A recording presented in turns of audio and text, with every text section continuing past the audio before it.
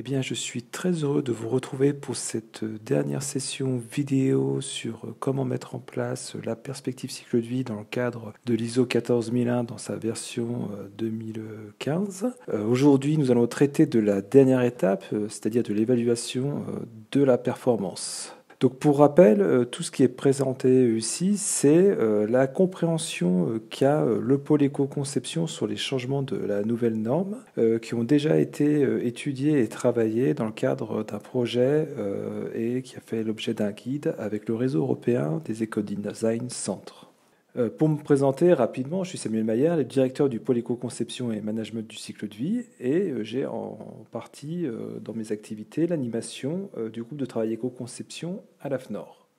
Donc la question aujourd'hui, c'est comment intégrer l'éco-conception, même s'il n'y a pas de demande explicite dans l'ISO 14001 dessus, mais il y a bien une des demandes, des exigences sur la partie perspective cycle de vie. Mais on est convaincu, nous, pour l'éco-conception, qu'à terme, on sera bien obligé de mettre en place cette démarche-là dès lors qu'il y a des enjeux et des niveaux de maîtrise qui vont au-delà de la simple unité de fabrication dans les autres étapes du cycle de vie.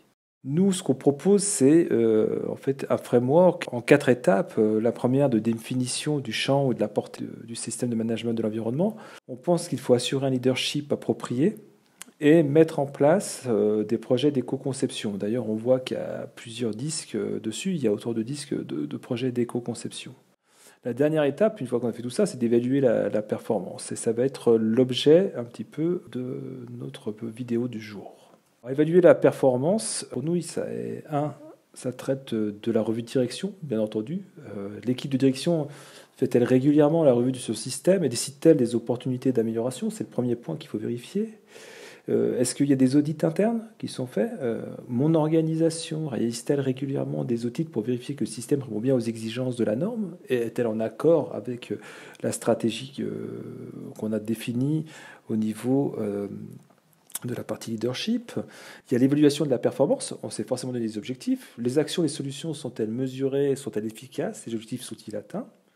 Et puis, sur quoi et comment mon organisation communique-t-elle? Puisque on est bien obligé, dans la norme, de communiquer maintenant auprès de toutes ces parties prenantes, clients, utilisateurs, compris sur les parties, on va dire, environnementales. Alors la communication, si on commençait par là, elle doit prendre en compte la perspective cycle de vie, tant pour les parties intéressées qui l'organisent, dont l'organisme s'adresse, que pour les informations communiquées.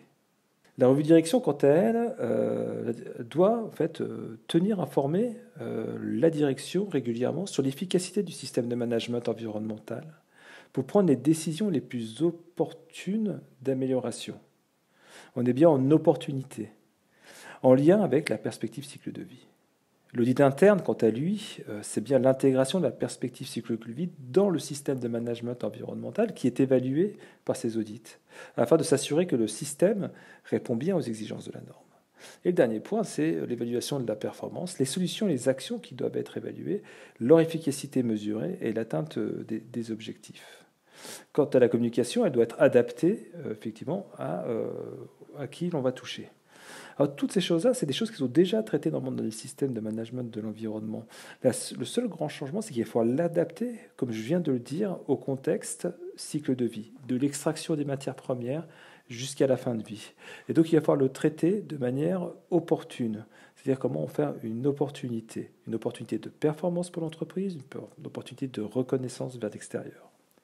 Alors, si on doit conclure finalement, de quoi on a besoin pour cette étape? On a besoin des domaines d'application et du pilotage du système, du produit des services qui ont été dévoilés par la clientèle, et les résultats qu'on attend, c'est une évaluation comparative entre les produits et les services de référence et celui qu'on conçu.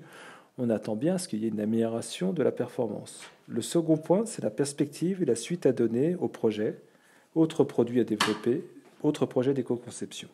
Dernière chose, c'est le plan d'action nouveau ou revu pour l'amélioration. Si vous voulez aller plus loin, je vous invite à télécharger notre guide Adopting a Lifecycle Perspective through ISO 40001, a Game Changer, ou à nous contacter directement sur notre plateforme web ou par téléphone pour une première réponse.